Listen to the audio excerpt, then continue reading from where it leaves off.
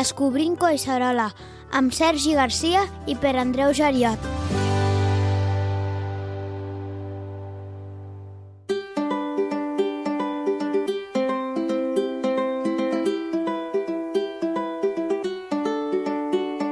Sergi, bon dia i bona hora. Bon dia, Per Andreu. Avui som en un lloc amb molta història. Hem parlat alguna vegada en el podcast de les masies de Collserola, especialment una persona que domina molt aquest tema i ens n'ha parlat molt i molt bé és l'Eugeni Casanova, que té algun llibre dedicat a aquesta temàtica. I avui som en un d'aquests llocs emblemàtics de Collserola, oi que sí? Avui estem a Can Vell, una de les masies amb més història que tenim aquí a Collserola. Can Vell, vell amb B alta. Correcte. Tot i que té molta història. Podria ser en B baixa, també, oi? També, ara ja sí. I ens acompanya una persona que ens pot parlar molt bé d'aquest indret perquè hi té una vinculació directa, que és en Jaume Vell. Jaume, bon dia. Hola, bon dia. Moltes gràcies per acompanyar-nos i per rebre'ns. Moltes gràcies a vosaltres. Tu vas néixer aquí?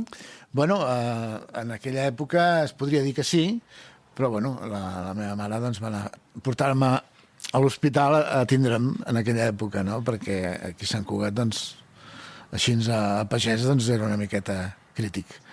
Es pot dir que sí, que com si és nascut aquí, porto, doncs, un munt d'anys, ara en tinc 66, a partir dels 4 anys, doncs, estava aquí. Sí que hi he estat a algun altre lloc, però per regla general, la gran part de la vida l'he passada aquí a Can Vell. Som a Sant Cugat. Ens pots situar exactament a quina part de Sant Cugat ens trobem? Mira, estem a la sortida de Sant Cugat, direcció a Barcelona, a uns 500 metres de l'ermita del Sant Cristo, que en diuen, no? Pujant la Rabassada, hi ha una distància del centre del poble 800 metres, exactament. Vull dir que estem molt a prop. Venint amb el Sergi em diu, mira, això és la Rambla de Can Vell. Sí. Teniu una Rambla aquí al costat. Sí, bueno, tota la vida ha sigut la Rambla Can Vell. És un carrer... Mira, és una urbanització que es va fer en 1906. Es va fer un carrer, que és la Rambla de Can Vell, que va des de la Torre Negra fins a la Rabassada, no? I es va fer particularment per accedir des de la Rabassada a la Torre Negra, no? Es va marcar el nom de Rambla de Can Vell doncs, perquè els terrenos eren gran part d'aquí Can Vell, no? A la presentació hem dit que Can Vell és una de les masies amb més història. De quan és la primera referència de la finca? Data de 1100, el que és la casa. Llavors, doncs, a partir d'aquí va passar a la família Vell a finals de 1480, una cosa així aproximadament, doncs va passar a la família Vell, no? I des de llavors fins avui, no? Que ha anat passant de pares a fills. Sempre vells. Sempre vells, sí, sí. O sigui que tu ets la generació número, ho saps, més o menys? No la sé exactament, però has de comptar que doncs unes quantes, no? Sí, sí. No tinc les dades a mà, però sí que, doncs, 500 anys d'història que vam celebrar fa poc. No vam fer una gran celebració doncs perquè tampoc comptàvem fer res especial, però bueno, vam fer un tas de vins i bueno, va estar força bé. Home, s'ha de celebrar, 500 anys no es van cada dia, no? I tant, i tant. Que la mateixa família porti 5 segles a una casa, no sé si és molt habitual o no, però segur que teniu un llegat històric que poques famílies el tenen. Com ens hauríem d'imaginar la finca a la zona fa 5 segles? Bueno, aquí hem de cantar doncs, que al ser una casa de pagès doncs, vivien diversos fills i tiets i cosins i tot plegat en la mateixa casa. Es treballava al bosc. El poc bosc que hi havia, en aquesta zona que estem, enfront de la masia, doncs ara hi ha bosc. Però abans no era bosc, eren tot vinyes, i les vinyes aquestes doncs, arribaven fins a on actualment hi ha els jesuïtes, que diem, no? O el centre Borja. Doncs tots aquells plans d'allà eren vinyes que perteneixien a Can Vell. Llavors tota la gent, la família de Can Vell, doncs, treballava a les vinyes i vivia del vi, que llavors teòricament es comercialitzava doncs, a Barcelona o inclús a França i de més, no? però bueno, particularment era el vi, no? Llavors doncs, sí que hi havia una mica d'hortalitza doncs, pel consum de la casa i algunes coses, a més, es podien comercialitzar, no? Però particularment el que és actualment aquí davant de la casa, que són 5 hectàrees aproximadament, doncs ara doncs, es pot dir que és bosc, però abans eren tot vinyes.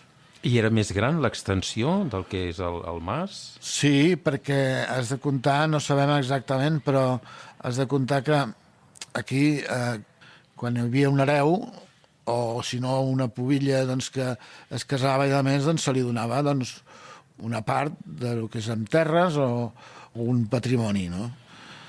I això, doncs, d'alguna manera anava retallant la dimensió, no?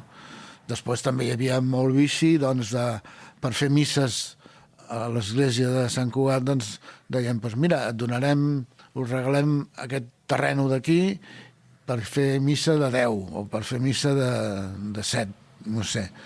I llavors això també, d'alguna manera, també es anava perdent una part del territori. Era una manera doncs, d'anar retallant l'espai, no? Per tant, ens l'hem d'imaginar molt més gran del que és ara, eh? Sí, aquí sempre deien que havia arribat de riu a riu, però jo considero que devia ser de riera a riera. Podia ser de la riera de Can Gordi fins a la riera de Can Trabal, diguem-ho així, no? I potser en aquella època en deien riu. Clar, avui en dia doncs, no baixa tanta aigua, o no en baixa gens. Llavors, però en aquella època considero jo que se'n devia baixar aigua diàriament, no? I llavors per això en deien riu. Jo crec que la cosa va per aquí. Si finca es dedicava a la vinya, suposem que la filoxera va marcar un abans i un després en el dia a dia de la casa. Sí, això va ser una crisi bastant important doncs, perquè va canviar totalment la filosofia de la masia, no? Vull dir, de tindre uns recursos que eren importants perquè tot estava basat en la producció de vi, i inclús també deien que hi havia la producció d'alcohols o esprits.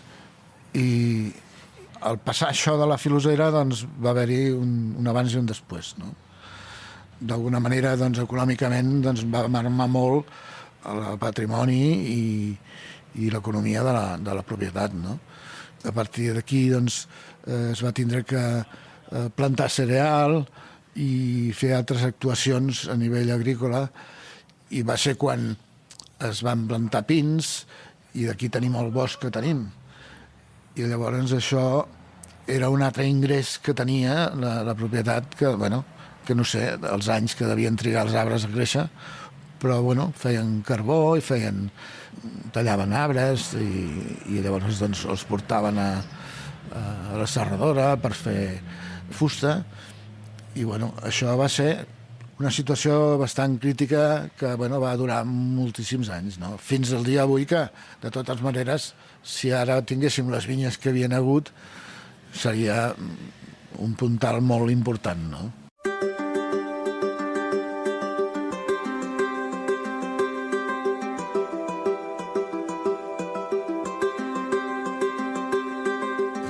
L'activitat, doncs, de Can Vell, després de la filoxera i de com va transformar no només la vostra masia, sinó tot Collserola, l'aspecte va canviar absolutament.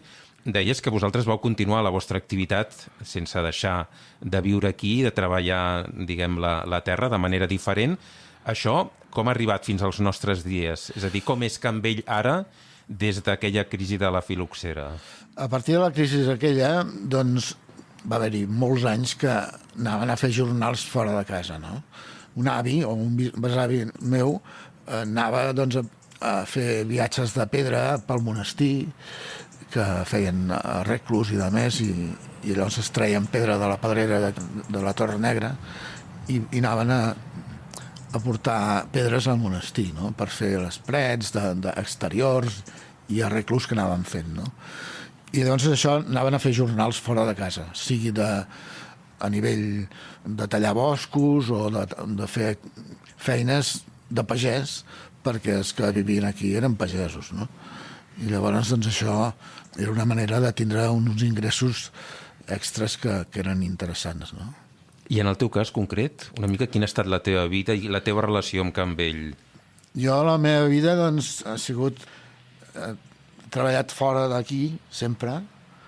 Fins als 25 anys vaig treballar de mecànic. Després vaig entrar d'inspector d'ITV i fins als que em vaig jubilar i he estat treballant sempre relacionat amb el món del motor, no? Més o menys. Més directament o menys, però sempre amb el món del motor dels automòbils, no? I eres l'únic vell o tens algun germà o germana? Bueno, tenia una germana que, pobreta, doncs va morir amb 38 anys, doncs, una malaltia d'aquestes d'avui en dia, i llavors, doncs, ella sí, ella treballava fora de casa i també treballava, doncs, a l'àrea de comunicació i de més, no? Però el teu fill sí que, en certa manera, torna a les arrels, no? Bueno, torna a les arrels a plantar vinyes i llavors, doncs, aquestes vinyes, doncs, ara doncs, van ser el 2018, es van plantar, no?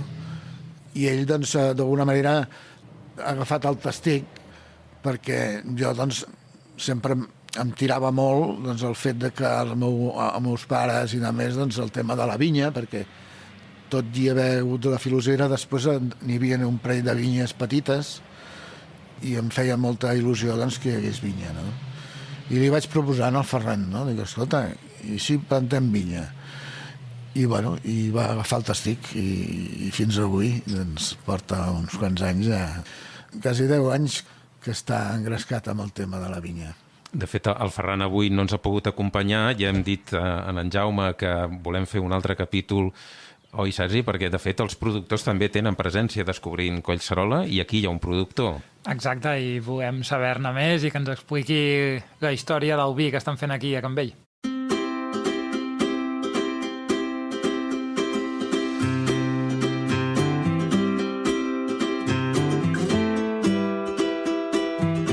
Descobrint Collserola, un podcast, quilòmetre zero, amb Sergi Garcia i Pere Andreu Jariot.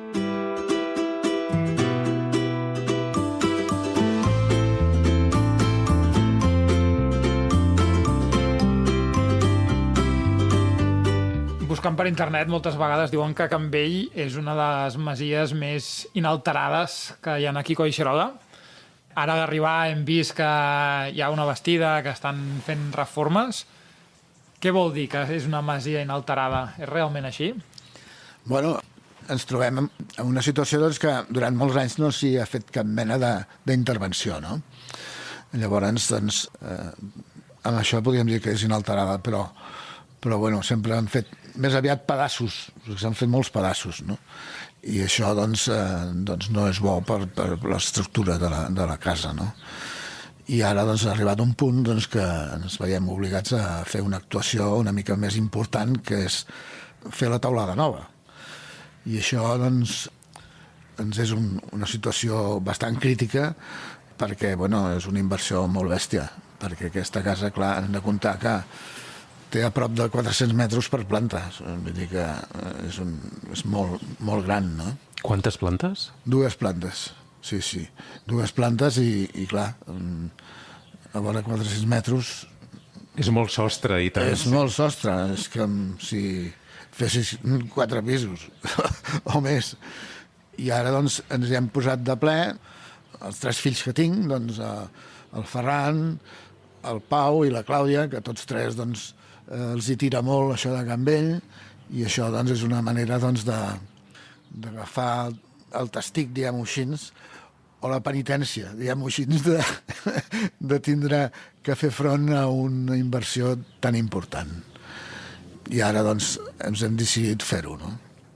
És molt complicat, perquè, mira, avui aquest matí he trucat a l'Ajuntament. Escolta, que l'arquitecte ha entrat els permisos perquè havien caducat, perquè, clar, trobar un paleta adequat que et faci una feina d'aquestes no és fàcil, no?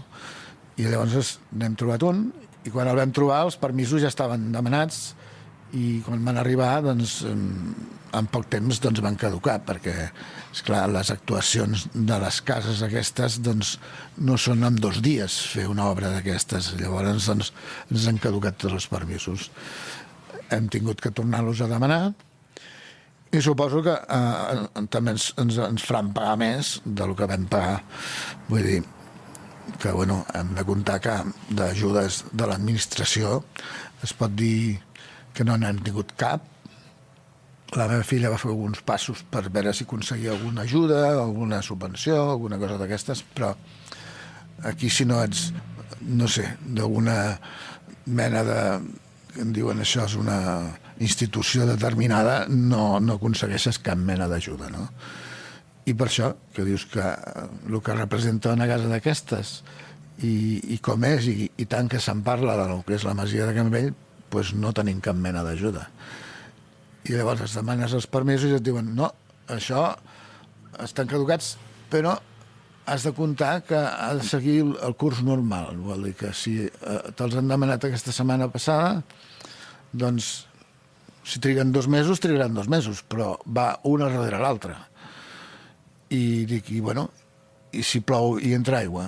Això, dic, doncs mira, jo sentint-ho molt, tiraré pel dret perquè, escolta, no puc permetre'm el luxe que entri aigua i torni a caure un tros de casa. El 2016 ja em va passar, no? El 2016, allò que dèiem, les bigues estan malament, s'ha de fer actuacions i a més, però va caure 120 metres quadrats de teulada. I doncs això va ensorrar doncs, la planta de baix, tota una destrossa importantíssima, no? Perquè vosaltres seguiu vivint a la mateixa casa. I nosaltres vivim en aquest annex d'aquí al costat, d'acord. En aquesta caseta d'aquí, que antigament era la casa dels berenejans, doncs ara estem fent de berenejans, nosaltres. Sí. Al caure a la taulada aquesta doncs, va ser quan vam decidir doncs, hem de posar fil a l'agulla perquè si no això en 4 dies s'anirà tot a terra. No? L'aspecte exterior, això que deia el Sergi, ha estat inalterat, però l'interior també? És a dir, per dins i per fora és bastant el que era fa 500 anys enrere? Per fora és més adequat a el que parlava el Sergi. Per dintre, doncs, es pot dir que també, perquè són sales, habitacions grans, i no tenen res important, diguem-ho així, no? I llavors, doncs, d'alguna manera està com estava, perquè sí que doncs, alguna paret, alguna cosa d'aquestes, els meus pares, quan es van casar, es van arreglar una habitació i doncs hi van posar-hi bigues de ciment, que ara, doncs, amb aquesta actuació mirarem de treure-les i posar-hi de fusta com estava pensat, no? Però, clar, aquelles bigues, doncs, va ser una actuació que vam fer, doncs, anem a fer-nos doncs, a l'apartamentet, diguem-ho així, i vam posar allà, doncs, una miqueta. Però, a part d'aquestes cosetes puntuals, està com estava, vull dir que no s'hi ha fet cap mena d'actuació més gran, tampoc. A la façana veiem uns finestrals gòtics que criden molt d'atenció perquè potser no són comuns en masies. Com és que teniu 2 finestrals gòtics? Allà, el que és a la finestra, hi ha una numeració que posa 1525 i pensem que és d'aquella època, no? I llavors, doncs, hi ha els capitells, hi ha tota la finestra aquesta, que, ara amb les obres, doncs, mirarem de tapar-ho amb fusta i de més per evitar que hi hagi es trenqui, més aviat que no passi res, no? Però sí, és una exageració dels anys que té aquesta finestra. Les altres que hi ha al costat, doncs, no són tan importants. Mirant la façana, a la banda esquerra n'hi ha una que aquella és de finals de 1800 i pico, d'un tal Pere Vell, i aquesta, doncs, penso jo que les pedres no tenen cap valor, diguem-ho així, arquitectònic, però sí que hi havia una inscripció a sobre que posava Pere Vell 1878, una cosa així, no? Però a part d'això, l'altra, diguem-ho així, a la dreta de la façana, aquella no té res especial, no? Però, bueno, la principal ja en tenim prou, diguem-ho així, que és força bonica. Bueno, de fet, aquesta és la que demostra que des d'aquell 1525, per tant, fa més de 500 anys, allà hi vivia algú. És el testimoni, no?, en certa manera, del pas dels vells per aquesta masia. Sí, és així. La veritat és que és un testimoni que ens marca d'alguna manera la història dels vells, no?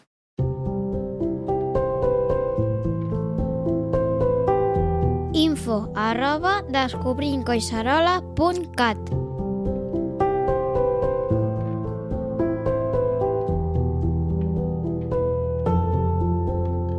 La gent de Sant Cugat coneix la vostra història, coneix la masia? Feu visites, una mica us venen a veure? Bueno, tenim relació amb molta gent del poble, no? Vull dir, sempre fem alguna trobada amb amics i de més, alguna calçotada, alguna cosa d'aquestes. I visites, doncs, també, a vegades, doncs, també s'ha donat el cas, no? No estem tancats, diguem-ho així. Estem oberts a una relació de convivència amb el poble, diguem-ho així, no? I relació amb altres masies en teniu? Poca, perquè, clar, per exemple, a Can Momany, doncs, sí que hi ha uns nois que fan de pagès i de més, i doncs tens algun contacte amb reunions i també et veus, no? O Can Domènec, també, però és que, per exemple, aquí a sobre hi ha Can Bova, que l'amo, que pobret, doncs, va morir, però hi ha els fills, però no tenim massa relació, doncs, perquè ells són joves i treballen i no paren, i llavors doncs, no tenim massa relació, no? El que passa també, les masies d'avui en dia doncs, estan buides o tancades o estan molt deteriorades i llavors doncs, no hi viuen els amos, no? És una pena això, no, Jaume? Sí, mira... Perquè és patrimoni, és la història, no?, d'aquests indrets. Aquí la història és una llàstima perquè jo, per exemple, d'alguna manera, és el que us he explicat, doncs, que estem fent un esforç, la família, doncs, per recuperar la masia, no?, amb uns medis econòmics particulars, no?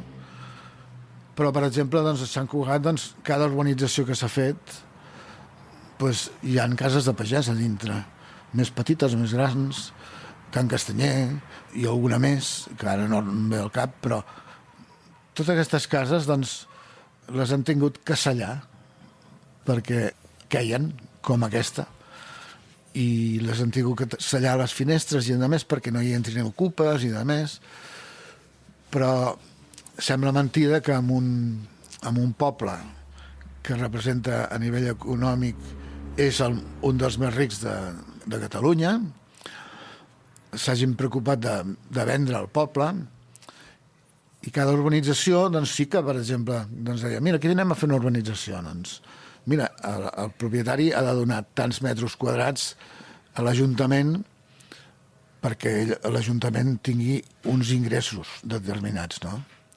Però no s'ha tingut mai en compte, doncs, de dir, bueno, fem això, uns diners per l'Ajuntament, però uns diners per recuperar la masia que hi havia, no? Això no s'ha fet. Això és lo trist de Sant Cugat. Un poble, una ciutat, ara ja podem dir ciutat, que té un nivell molt important econòmicament, i tenim totes les cases de pagès totes sellades amb totxo i a més perquè no entrin els ocupes, i llavors això repercuteix en que les taulades doncs, se'n van a la misèria, vull dir. Però no hi ha cap mena d'iniciativa des de l'Ajuntament de fer alguna cosa. La prova és el que us explicava abans, que jo estic fent passos doncs, pels permisos i de més, i diuen, no, se t'ha caducat, l'has de renovar, però t'has d'esperar. T'has d'esperar doncs, 2 mesos fins que estigui. No compta el valor d'aquestes propietats o aquestes finques de pagès. D'alguna manera només compten els blocs de pisos, els pisos i les cases adossades i els cotxes elèctrics d'alta gamma, no? Bé, res més. El fet de que la masia estigui dintre el parc natural afecta d'alguna manera en això que ens explicaves ara de tema de permisos o de fer alguna activitat aquí de la finca? Bueno, al parc també, normalment, si fas alguna actuació a nivell com aquí que estem fent, doncs també tenen que donar alguns permisos. D'alguna manera també posen la cullerada i diuen no, això s'ha de fer així, o això s'ha de fer així. D'alguna manera també et trobes perjudicat. És una part de la penitència que passem la gent de pagès, no? Així ens anem.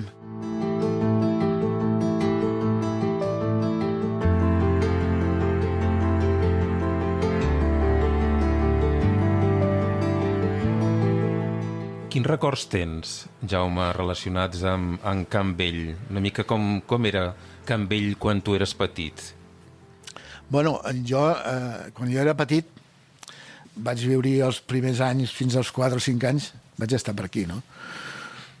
I després vaig anar a viure a Can Trabal, els meus pares van anar a fer de masovella, i la veritat és que era molt bonic, doncs perquè primera sempre passava gent amunt i avall, passejant, o gent que anava a treballar al bosc, o activitats d'aquest tipus, i llavors doncs, això et donava doncs, novetats, no? Vull dir, passaven uns i parlaven amb uns altres, et saludaven, t'explicaven alguna historieta, els caps de setmana venien els caçadors de Barcelona, i llavors doncs, aquí doncs, la meva iaia i el meu tio tenien conills, tenien pollastres, llavors doncs, agafaven i doncs, mira, escolta, Conxita, a la meva iaia, prepara'ns un pollastre pel diumenge que ve. I els hi preparava un pollastre o per fer la brasa o per fer rostit o d'alguna manera. I llavors això doncs, era part d'una l'economia aquesta a partir de la filosofia doncs, que es feia. No? Era una manera de tindre ingressos. I ara, doncs, avui en dia això no pot ser, perquè tens que tindre tots uns permisos de sanitat i molts inconvenients per fer una activitat d'aquest tipus. Eres un guard que s'emboliqués algú i s'encostipés. Però sí, en aquella època doncs ho feien. Feien conills a la brasa, feien calçotades, també havien fet la matança del porc. Vull dir que un nano petit de 4 o 5 anys eren un munt de novetats i de coses noves que cada dia es vivien, no? I les recordes, les tens presents? Sí. És bonic. A veure, te'n recordes fins a cert punt, no? Però hi ha moltes cosetes. Doncs, o quan feien Sant Antoni, el patró dels animals, diguem-ho així, doncs es guarnia un carro i es baixava a Sant Cugat a passejar els animals i a beneir-los. I això doncs, també era una activitat que era un cop a l'any, doncs també era bonic. El carro aquest que tens aquí al costat? Sí. Era aquest? Aquest n'era un, sí. I tant. I encara aguanta. Sí.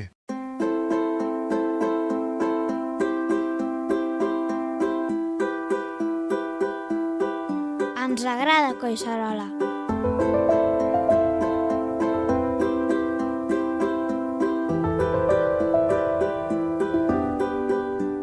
Quines històries hi han vinculades a Can Vell? Te n'ha arribat alguna? De dir aquí es parlava de que hi havia hagut...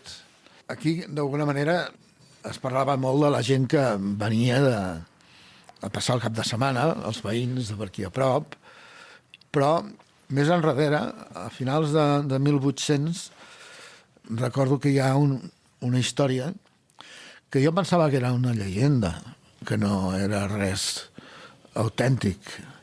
Però sí, es veu que sí. Doncs va haver-hi una situació crítica doncs, perquè van haver-hi uns bandolers que van assaltar la casa.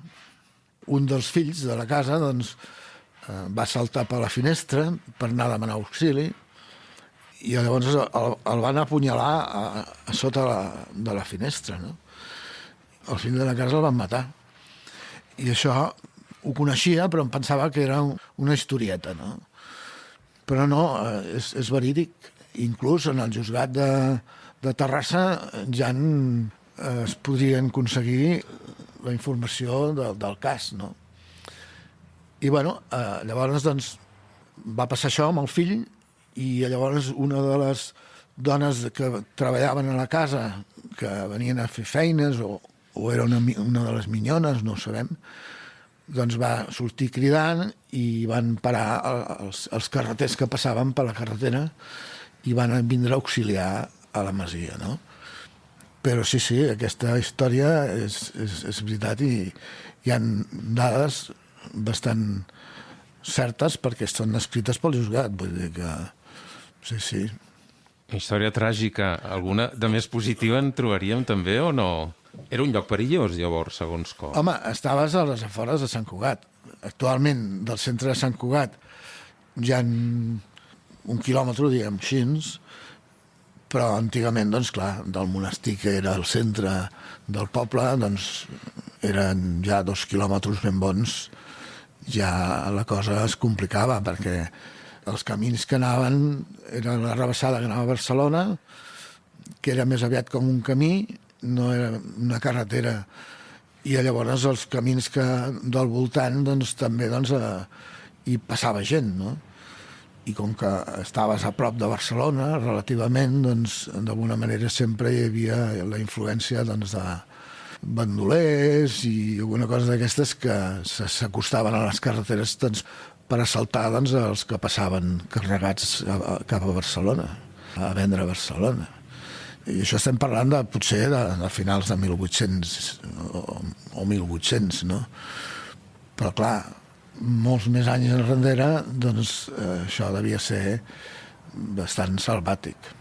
Després també el meu pare m'explicava quan la Guerra Civil, que ell tenia 11 o 12 anys, doncs clar, la situació de la Guerra Civil doncs, també va ser molt crític perquè va haver-hi molta gent que marxava de Barcelona i doncs tu si plantaves patates a la nit venia i te les arrencaven.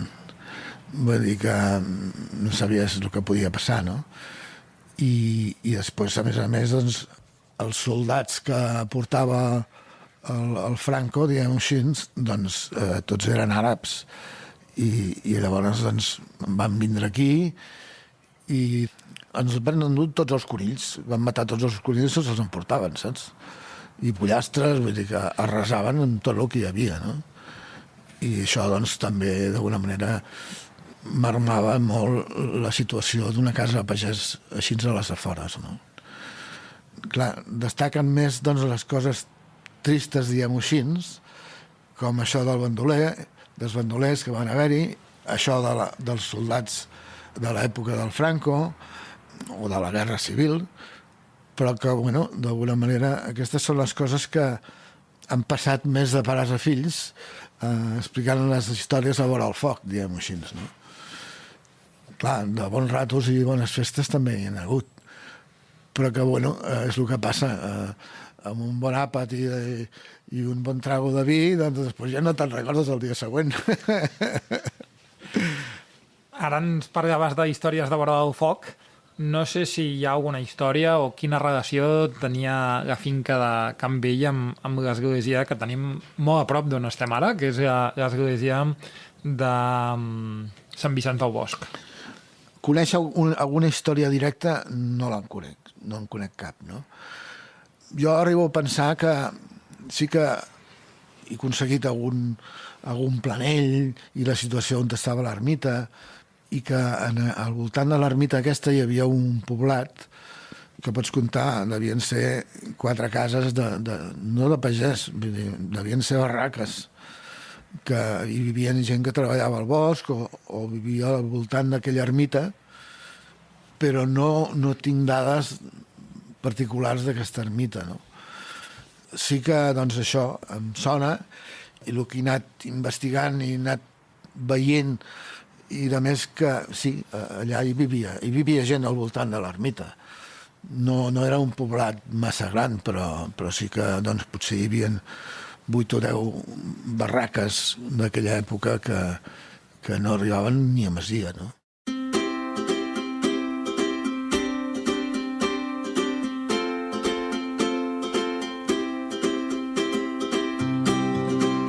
Doncs hem arribat al final. Ha estat molt interessant aquesta conversa amb el Jaume Vell. Bé, aquesta nissaga dels Vell continuarà i hem de tornar-hi, oi, Sergi? Sí, tenim pendent la visita a les vinyes i veure com Can Vell segueix actualitzant-se i segueix en peu i donant guerra. Qui vulgui contactar amb nosaltres per escriure'ns o deixar comentaris, com ho han de fer? Com sempre, tenim la pàgina web descobrintcoixerola.cat, allà trobaran el nostre correu electrònic, que és info@descobrintcoixerola.cat. També ens trobaran a xarxes, a X, Twitter, Facebook i YouTube. I també tenim el nostre butlletí setmanal, on cada setmana enviem reflexions, comentaris i coses relacionades amb Collserola. Més Collserola. Més Collserola. Que per inscriure's el més fàcil és entrar a la pàgina web, oi? Exacte, des de la pàgina web del podcast trobaran l'enllaç per subscriure's al butlletí. Fantàstic. Jaume Vell, moltes gràcies per dedicar-nos aquesta estona i ens tornarem a veure de ben segur. Molt bé, doncs moltes gràcies a vosaltres per haver pensat en Can Vell i bueno, estem a la vostra disposició. I Sergi, vostè i jo ens trobem al proper capítol. Ens veiem aviat, Pere Andreu. Fins aviat.